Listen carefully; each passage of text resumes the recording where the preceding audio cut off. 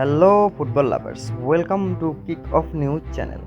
ফুটবলের জন্য দারুণ এক খবর সামনে এসেছে। হামজা চৌধুরীকে নিয়ে জোর গুঞ্জন চলছে যে তিনি আজারবাইজানের ক্লাব সাবাহ এফকেতে যোগ দিতে পারেন।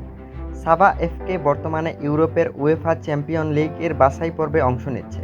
তারা প্রথম কোয়ালিফাইং রাউন্ডে ওয়েলসের দ্য নিউ সাইনকে 2 লেগ মিলিয়ে হারিয়ে দ্বিতীয় রাউন্ডে উঠছে।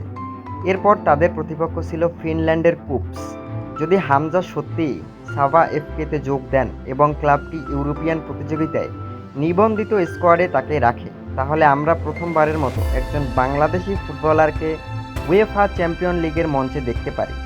তবে একটা বিষয় পরিষ্কার করে বলা জরুরি, হামজা চৌধুরী সাবা এফকেতে যোগ দেওয়ার বিষয়টি এখনও আনুষ্ঠানিকভাবে নিশ্চিত নয়। তাই এটিকে এখনই নিশ্চিত খবর হিসেবে নয়, বরং শক্তিশালী গুঞ্জন হিসেবে দেখা উচিত। যদি এই ট্রান্সফার সম্পন্ন হয়, তাহলে এটি শুধু হামজার ক্যারিয়ারের জন্য নয়, বাংলাদেশের ফুটবল ইতিহাসের জন্য একটি বিশাল অর্জন হবে। আপনার আপনার কি মনে হয়, হামজা চৌধুরী কি সত্যি চ্যাম্পিয়ন লিগে খেলবেন? কমেন্টে আপনার মতামত জানান। ভিডিওটি ভালো লাগলে একটি লাইক দিন, বন্ধুদের সাথে শেয়ার করুন।